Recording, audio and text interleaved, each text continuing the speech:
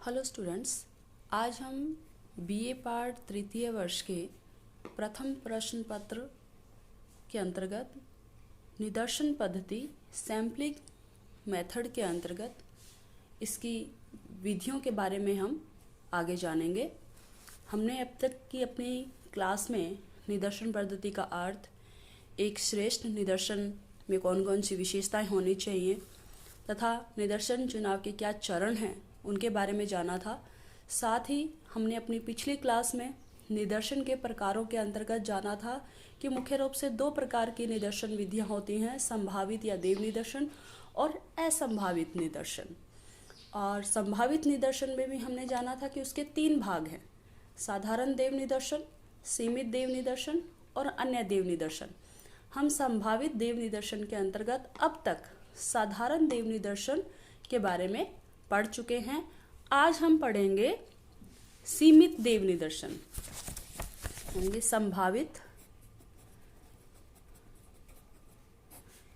संभाविता या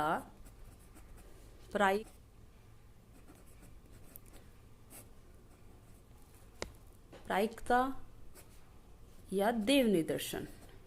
इसके अंतर्गत हमने जाना था तीन प्रकार के इसके प्रकार हैं, साधारण देव निदर्शन, सीमित देव निदर्शन और अन्य देव निदर्शन, जिसमें मैंने बताया साधारण देव निदर्शन के बारे में हम पढ़ चुके हैं। अब इसके अंतर्गत हम जानेंगे सीमित देव निदर्शन के बारे में अभी।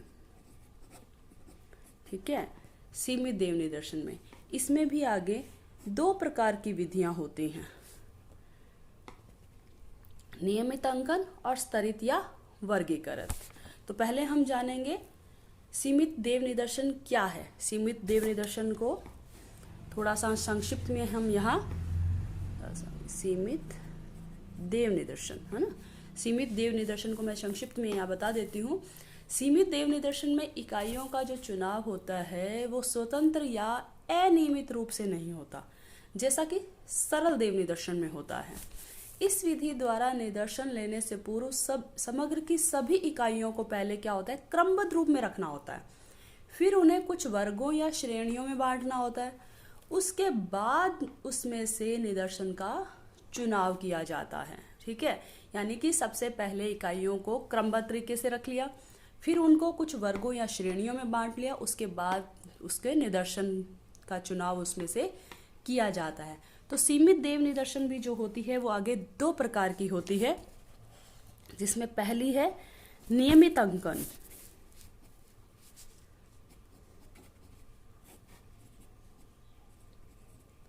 नियमित अंकन विधि। ठीक है, इसके अंतर्गत क्या होता है, पहले समग्र की इकाइयों को एक विशेष ढंग, काल या स्थान के अनुसार से व्यवस्थित कर लिया जाता है। उसके बाद यह निश्चित कर लिया जाता है कि हमें कितनी इकाइयों का चयन करना है। साथ ही एक इकाई से दूसरी इकाई के बीच संख्यात्मक दूरी को भी तय कर लिया जाता है। उदाहरण के लिए मान लीजिए हमें 100 विद्यार्थियों में से 10 विद्यार्थियों का चयन करना है। ठीक है, तो पहले हम 1, 2, 3, 4, 5, 6, 7, 8, 9, 10, 11, 12, 13, 14, 15, 16, 17, 18, 19, 20, 21, 22, 23, 24, 25, 26, ऐसे करके हम 100 तक लिख लेंगे। तो सबसे पहले हमने क्या किया, इकाइयों को हमने एक निश्चित क्रम में और एक व्यवस्थित तरीके से रख लिया। अब हमने यह तय कर लिया कि मान लीजिए इन 100 में से हमें 10 चुननी है। ठीक है, ये हमने निश्चित कर लिया।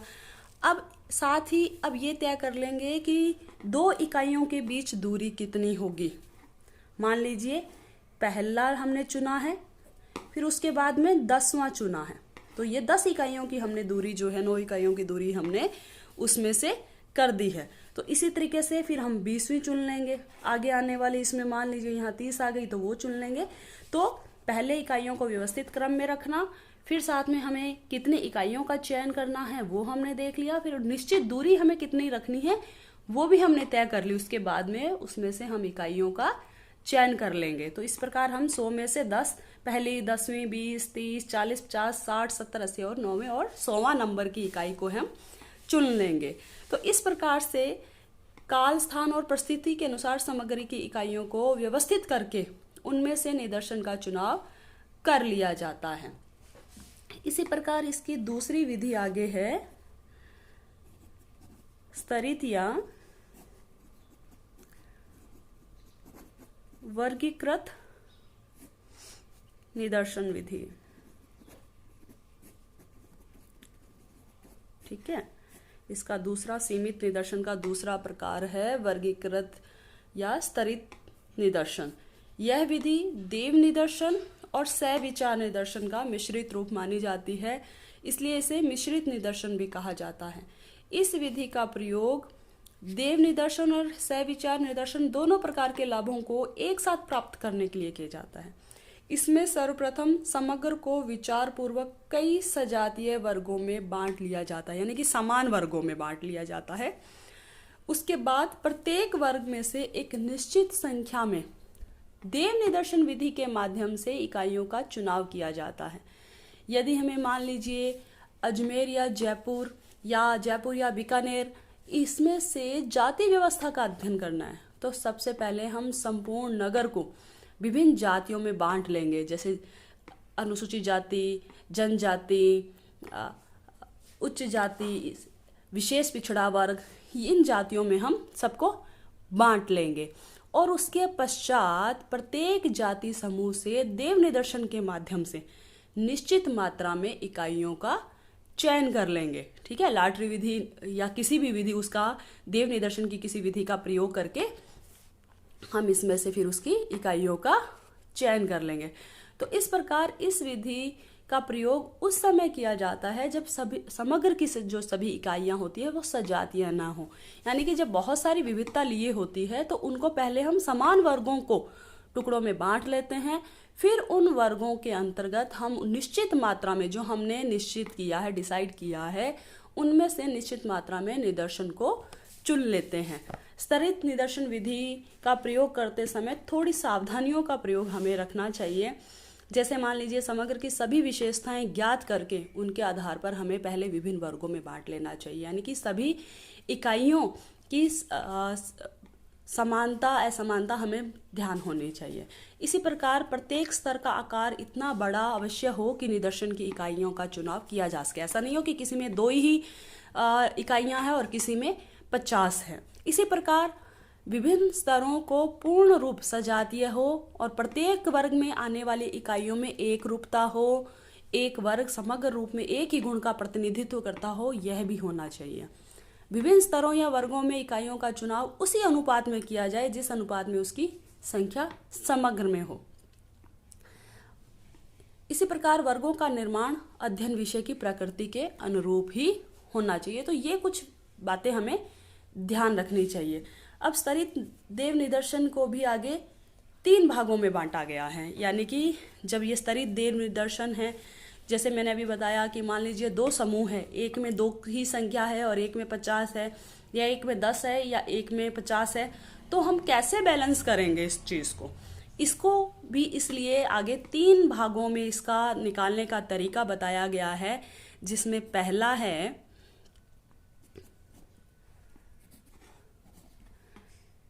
अनुपातिक स्तरित निदर्शन। अनुपातिक स्तरित निदर्शन। इस विधि के अंतर्गत क्या किया जाता है वो हम बताएंगे। इसमें जैसे इसमें कहा गया अनुपातिक स्तरित निदर्शन, इस विधि के अनुसार प्रत्येक वर्ग में से निदर्शन हेतु उतनी ही इकाइयों का चयन किया जाता है जिस अनुपात में वर्ग की कुल इकाइयां समग्र में हैं।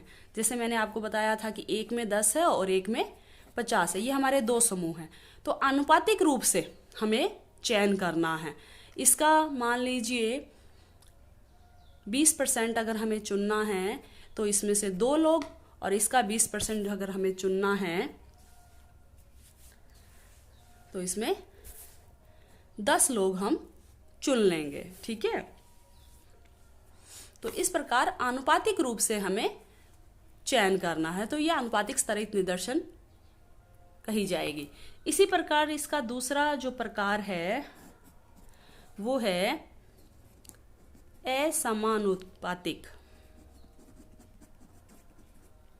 असमानुपातिक स्तरित निदर्शन।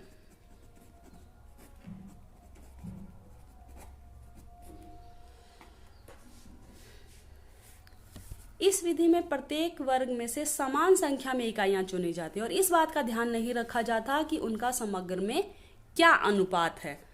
ये 10 है, ये 50 है, समान मात्रा में। अगर यहाँ हमने 5 चुनी तो यहाँ भी हमने 5 ही चुने, इसलिए असमानुपातिक इसको कहा जाता है। ठीक है, मतलब जितनी समग्र में, ये समग्र में क्या अनुपात है इस बात का ध्यान नहीं रखा जाता।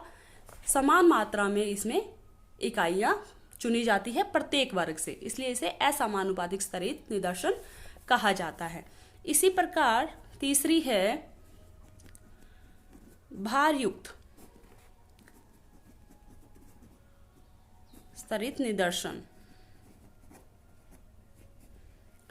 भारयुक्त स्तरित निदर्शन, इस विधि में उपयुक्त दोनों ही विधियों का मिश्रण किया जाता है।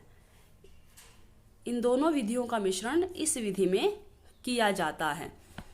इस विधि में पहले प्रत्येक वर्ग को समान संख्याओं का चुनाव किया जाता है, यानी कि पहले समान संख्याओं का चुनाव कर लिया, मान लीजिए असमानुपातिक तरीके से। उसके बाद अधिक संख्या वाला, मान लीजिए अधिक संख्या वाला है, ठीक है, अधिक संख्या वाले वर्गों की इकाइयों को अधिक भार देने के लिए उनका प्रभाव बढ़ा दिया जाता है। पहले मान लीजिए 5-5 चुन लिया, फिर इसमें से कुछ और इकाइयों का चुनाव उसमें से कर लिया ताकि कि वो बैलेंस बन सके। यह भार उसी अनुपात में प्रदान किया जाता है जिस अनुपात में वर्ग की इकाइयां समग्र में होती हैं।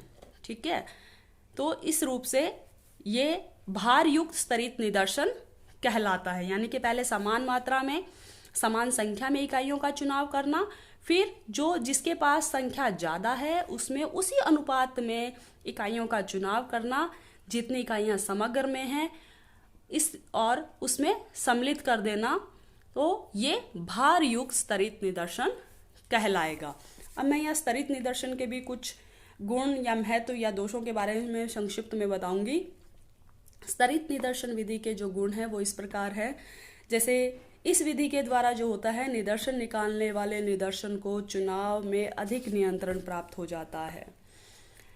इसमें समग्र के प्रत्येक वर्ग की इकाइयों को निदर्शन में स्थान प्राप्त हो जाता है, किसी वर्ग के छूटने की संभावना नहीं रहती है। इसी प्रकार यदि वर्गीकरण उचित प्रकार से किया जाता है तो थोड़ी इकाइयों में से ही प्रतिनिधि इकाइयों का चुनाव हो सकता है, जबकि देव निदर्शन में ऐसा संभव नहीं होता है या मुश्किल हो जाता है। इसी प्रकार इस विधि में इकाइयों का प्रतिस्थापन बहुत ही सरल हो जाता है। यदि प्रारंभिक निदर्शन में चुनी हुई किसी इकाई से संपर्क स्थापित नहीं हो पाता है तो उसके स्थान पर उसी वर्ग में से दूसरी इकाई को चुन लिया जाता है। इसी प्रकार वर्गीकरण द्वारा निदर्शन का चुनाव इस प्रकार से किया जाता है कि निदर्शन की अधिकांश इकाइयां भौगोलिक दृष्टि से केंद्रित हो। ऐसे अध्ययन में धन समय की बचत हो सकती है। इसी प्रकार इस विधि के कुछ दोष भी हैं, जैसे यदि वर्गों का निर्माण उचित प्रकार से नहीं किया गया तो निदर्शन चुनने में पक्षपात आ सकता है। इसी प्रकार प्रतिनिधित्व पूर्ण होने के लिए निदर्शन का सानुपातिक होना भी आवश्यक है, किंतु भिन्न भिन्न वर्गों के आकार में यदि भिन्नता होगी तो समानुपात का गुण लाना मुश्किल होता है। इसी प्रकार यदि वर्गों से इकाइयों का चुनाव असमानुपातिक आधार पर किया जाता है तो बाद में भार का प्रयोग करना पड़ेगा और भार प्रदान करते समय व्यक्ति का पक्षपात आ सकता है। इसी प्रकार स्तरित निदर्शन का एक गुण रखने वाली इकाइयों का एक वर्ग बनाया जाता है, किंतु किसी इकाई में एक से अधिक गुण हो तो उसको एक वर्ग में रखना भी कठिन हो सकता है। तो इस प्रकार इस विधि के भी कुछ गुण और कुछ दोष हैं। तो स्टूडेंट्स, आज की क्लास में हम यहीं तक पढ़ेंगे।